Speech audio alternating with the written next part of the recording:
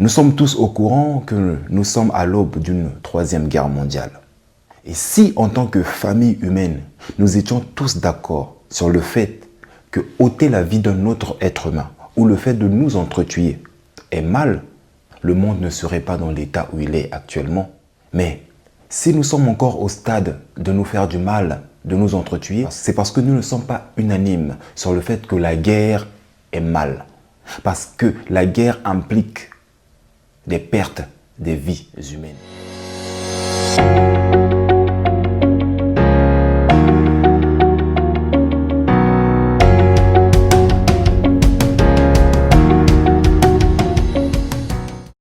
Salut à vous, très chère étincelle divine. J'espère que vous allez merveilleusement bien, tout comme moi, ça ne change pas. Qui plus est, je me sens toujours aussi parfaitement divin. Et d'ailleurs, vous devriez dire la même chose. Les amis, celui qui ne sait pas qu'il sait, éveille-le. Voilà le but de ma chaîne Motiveuse Power. Et éveillez vos consciences en vous poussant sans cesse à la réflexion afin que chacun puisse tendre vers sa propre sagesse. D'où le slogan sagesse intérieure. Je suis conscient que bon nombre d'entre vous, en lisant le titre de ma vidéo, se disent « Mais oh, encore lui, avec ses titres osés, comment ça le bien et le mal n'existent pas ?» Eh bien, avant de vous déchaîner dans les commentaires, permettez-moi de vous expliquer. Au fait, quand je dis que le bien et le mal n'existent pas, ce que j'entends par là, c'est que le bien et le mal sont des concepts ou des notions qui ne sont pas universelles et unanimes. Elles sont plutôt relatives. Autrement dit, ce que vous qualifiez de bien ne l'est pas forcément pour moi. Ce que moi j'appelle le mal ne l'est pas forcément pour vous. Tout le monde n'est pas d'accord sur les notions du bien et du mal. Si vous doutez, permettez-moi d'utiliser des événements ou des conflits mondiaux actuels afin d'illustrer mon argument. Nous sommes tous au courant que nous sommes à l'aube d'une troisième guerre mondiale. Et si, en tant que famille humaine, nous étions tous d'accord sur le fait que ôter la vie d'un autre être humain ou le fait de nous entretuer est mal, le monde ne serait pas dans l'état où il est actuellement. Mais si nous sommes encore au stade de nous faire du mal, de nous entretuer, c'est parce que nous ne sommes pas unanimes sur le fait que la guerre est mal. Parce que la guerre implique des pertes des vies humaines. Mais voyez-vous, malgré l'évolution technologique, nous sommes encore primitifs.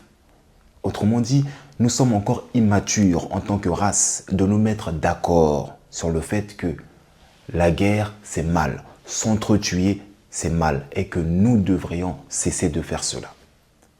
Si nous étions tous d'accord sur le fait que la guerre est mal, le concept même de la guerre n'existerait même pas. On n'entendrait même pas parler de la guerre. Si nous sommes encore à ce stade, cela prouve que nous sommes immatures. Cela prouve que nous ne sommes pas unanimes sur les notions du bien et du mal. Alors, pour entrer dans le vif du sujet, il est important de commencer par des bases. Il est important de mettre les barres sur les T, les points sur les I. Qu'est-ce que le bien et le mal? Le bien et le mal sont juste des termes que nous avons inventés pour mettre sur des mots afin de les qualifier. Autrement dit, lorsque nous disons qu'une chose est bien ou mal, ce que nous faisons en réalité, c'est que nous posons un jugement personnel dans un système de valeurs subjectif. C'est la raison pour laquelle nous n'avons pas tous la même notion du bien et du mal. Et je tiens aussi à préciser ceci. Les notions du bien et du mal dépendent d'un individu à un autre. Parce que c'est un jugement personnel dans un système de valeurs subjectif. Ces mêmes notions du bien et du mal dépendent d'un pays à un autre, d'une civilisation à une autre, d'une époque à une autre, d'une culture à une autre, d'une croyance à une autre. Permettez-moi de vous donner un exemple qui viendra soutenir ce que je suis en train d'avancer ici. Si vous étiez un satellite et que vous sillonniez le monde, vous remarquerez que les notions du bien et du mal dépendent d'une région à une autre, d'un pays à un autre, d'une culture à une autre. Prenons un exemple. Prenons l'exemple de la polygamie. En Occident, et plus particulièrement en France, la polygamie est interdite. Autrement dit, la polygamie est mal. La polygamie n'est pas bien. Ça, c'est un jugement personnel dans un système de valeurs subjectifs des Occidentaux.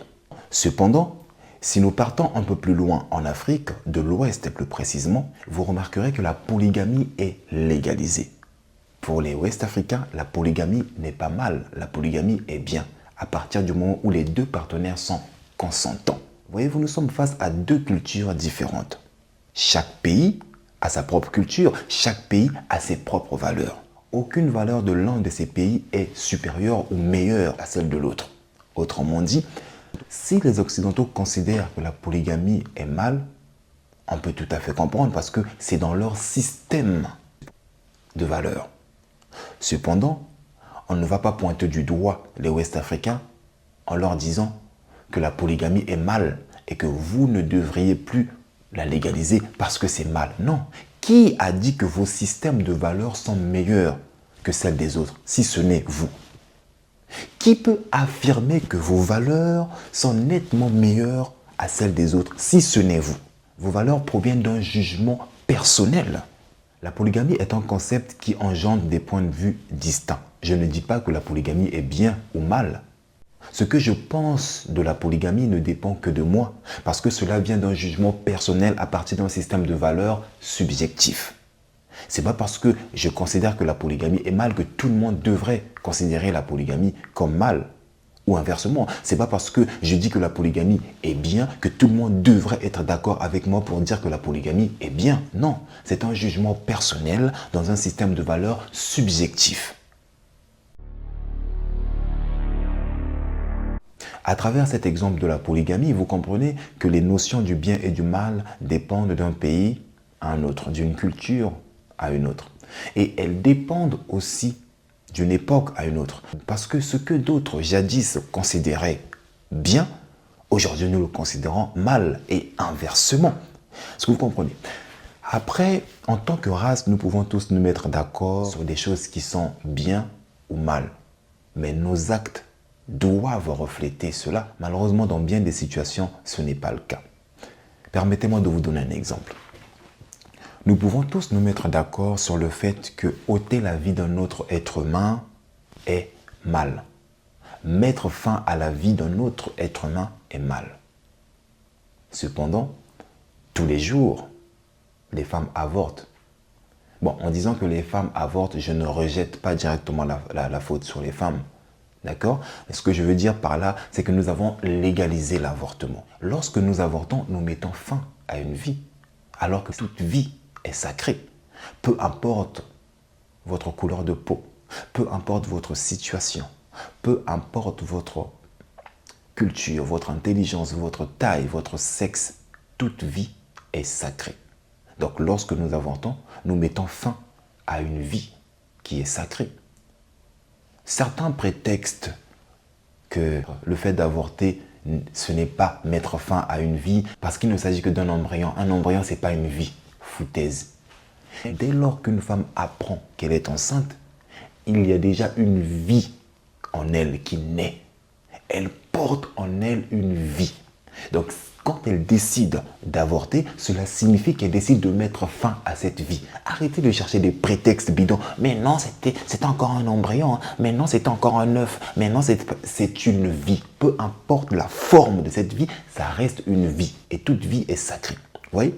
Donc, bien que nous soyons d'accord sur certains concepts comme quoi tuer c'est mal, nous le faisons tout le temps. Au cours de toute cette vidéo, je ne cesse de revenir sur le fait que les notions du bien et du mal dépendent d'une époque à une autre, d'une civilisation à une autre. Pour revenir sur l'exemple de la polygamie. En Occident, la polygamie, comme je vous l'ai dit, est interdite. Ou du moins dans certains pays ou dans la plupart des pays occidentaux, la polygamie est interdite. Mais voyez-vous, avec l'évolution, avec le temps, l'évolution des mentalités et des consciences, les gens se sont aperçus que l'amour ne peut être réservé à une seule personne. Autrement dit, ils ont remarqué qu'il y a des gens qui ne peuvent pas aimer une seule personne. Ils peuvent être en relation avec 2, 3, 4 personnes. La monogamie ne fait pas partie de leurs valeurs.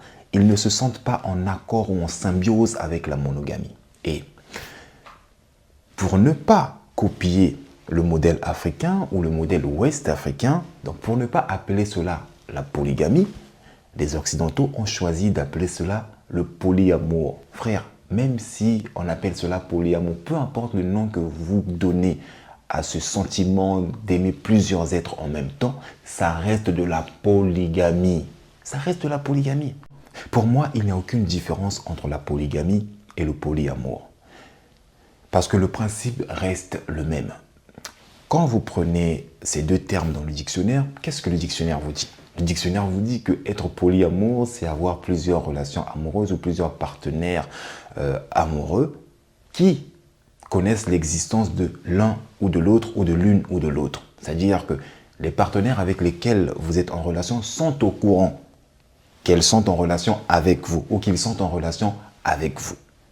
Cependant, la polygamie, ils disent que c'est une seule personne qui est mariée à plusieurs personnes. Mais prenons le cas du Sénégal. Au Sénégal, lorsqu'un homme veut épouser une autre femme, il demande d'abord l'accord de la première femme. La première femme doit donner son accord pour accepter la deuxième femme. Oui, pour moi, le principe est le même. Donc, arrêtons de jouer avec les mots. Il ne faut pas confondre polygamie et polyamour. Pour moi, le principe est le même. Mais, vu que le terme polygamie est péjoratif, ils ont préféré créer un terme beaucoup plus succulent, beaucoup plus audible, beaucoup plus agréable, qui est le polyamour. Sinon, le principe reste le même. À travers cet exemple, vous vous rendez compte que les notions du bien et du mal sont relatives et évolutives. Plus on évolue, plus on change notre conception du bien et du mal. Alors, les amis, dites-moi ce que vous avez pensé de cette vidéo dans les commentaires. J'ai hâte de lire vos avis. Et si cette vidéo vous a touché, ne soyez pas égoïste. Ne la gardez surtout pas pour vous seul. Partagez-la plutôt tout autour de vous afin qu'elle touche un grand nombre de personnes. Et pour cela, sachez que vous serez un canal. Et oui, un canal à partir duquel d'autres âmes vont découvrir ma chaîne Motiveuse Power. Sachez que je vous suis infiniment reconnaissant. D'ailleurs, n'oubliez pas de vous abonner pour plus de contenu impactant, motivant, inspirant et qui vous aide à devenir qui et ce que vous choisissez d'être chaque jour de votre vie afin d'actualiser le meilleur de vous-même. Et quant à moi, je vous dis à la prochaine vidéo et que Dieu vous bénisse. Ciao, ciao, ciao.